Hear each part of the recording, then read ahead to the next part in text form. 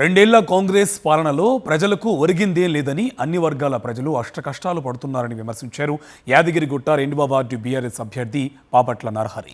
మున్సిపాలిటీలో గతంలో తాము చేసిన అభివృద్ధి తప్ప తట్ట మట్టి కూడా కొత్తగా పోసింది లేదని విమర్శించారు. ఎన్నికల ప్రచారం నిర్వహిస్తున్న సమయంలో ప్రతి ఒక్కరూ కేసీఆర్ రావాలని అంటున్నారని తెలిపారు. గతంలో 2 సార్లు ఓడిపోయిన తనను ఈసారి గెలిపిస్తామని ప్రజలే స్వచ్ఛందంగా ముందుకు వస్తున్నారని అన్నారు.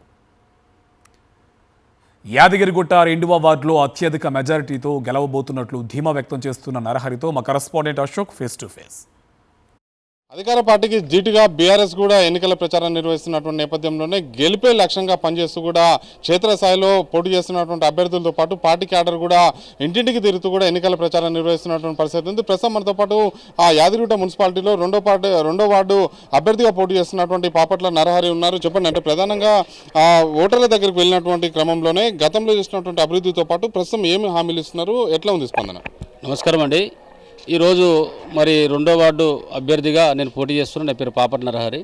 గత 2 సార్లు మేము అధికారంలో ఉన్నప్పుడు ఇక్కడ ఉన్నటువంటి మేము వేసినటువంటి సీసీ రోడ్సే, మేము వేసినటువంటి తార్ రోడ్సే, మేము చేసిన డెవలప్మెంటే తప్ప కాంగ్రెస్ పార్టీ అధికారంలోకి వచ్చిన తర్వాత ఏ ఒక్క రోడ్ ఇవ్వలేదు, ఏ ఒక్క తట్టడి మట్టు తీయలేదు, ఒక ప్రాజెక్టు కూడా తీసుకురాలేదు.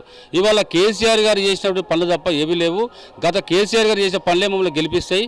మేము స్థానికంగా ఉండి స్థానిక సమస్యల కోసం, స్థానిక ప్రజల కోసం, స్థానికంగా అనునిత్యం ప్రజల పక్షాన నుండి ప్రజల కోసం పోరాడే వ్యక్తులు మేము కాబట్టి ఖచ్చితంగా మాకు 2వ వార్డు ప్రజలు మా వైపు ఉన్నారు. మాకు ఖచ్చితంగా మాకు అవకాశం ఇస్తారు, మమ్మల్ని గెలిపిస్తారని మేము కోరుతా ఉన్నాం. ఏ కార్యక్రమంలో కేవలం అది వాళ్ళ ఏదైతే వాళ్ళ స్వార్థం కోసం చేసి ఇవాళ ఆడవాళ్ళు ఉచితంగా పోయే వాళ్ళు ఏమో కూర్చుంటూ ఉన్నారు, టికెట్ పెట్టినటువంటి వాళ్ళు నిలబడతా ఉన్నారు. ఇవాళ టికెట్ రేటు పెంచి ఆడోళ్ళకి 20 రూపాయలు అయితే మొగోళ్ళ దగ్గర 40 రూపాయలు వసూలు చేస్తూ ఉన్నారు. ఇవి ఏది పథకాలు అనేటువంటిది బూటక పథకాలు, మరి నేటి వరకు కూడా ఒక పథకం అమలు చేయలేదు. ఈ పథకాలే వారిని ఓడిస్తాయని మేము కోరుతా ఉన్నాం. గతంలో మీరు పోటీ చేస్తారు, స్వల్ప తేడాతో ఓడిపోయారు, ఆ సింపతి కూడా వర్కౌట్ అవుతుందంట. మాకు ఇవాళ గత 2 సార్లు మేము ఓడిపోయాము. 2 సార్లకు సంబంధించినటువంటి సర్పంచ్గా, ఒకసారి కౌన్సిలర్గా మేము ఓడిపోయాము. మరి ఇవాళ ఆ సింపతి అనేటువంటి 3వ వార్డులో ఓడిపోయాము.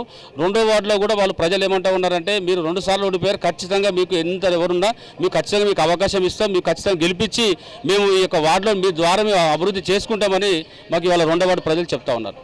కాంగ్రెస్ పార్టీ ఒరగబెట్టింది ఏం లేదని చెప్పేసి కూడా నరహరి అయితే తీవ్రస్థాయిలో విమర్శలు చేస్తున్నటువంటి పరిస్థితి ఉంది. గతంలో 2 సార్లు కూడా పోటీ చేసినటువంటి నేపథ్యంలోనే స్వల్ప తేడాతో ఓడిపోయినటువంటి నేపథ్యంలో తనని ఆదరించేందుకు ప్రజలు కూడా ముందుకు వస్తున్నారు, స్వచ్ఛందంగా ముందుకు వస్తున్నారని చెప్పేసి కూడా నరహరి అయితే చెప్తున్నటువంటి పరిస్థితి ఉంది.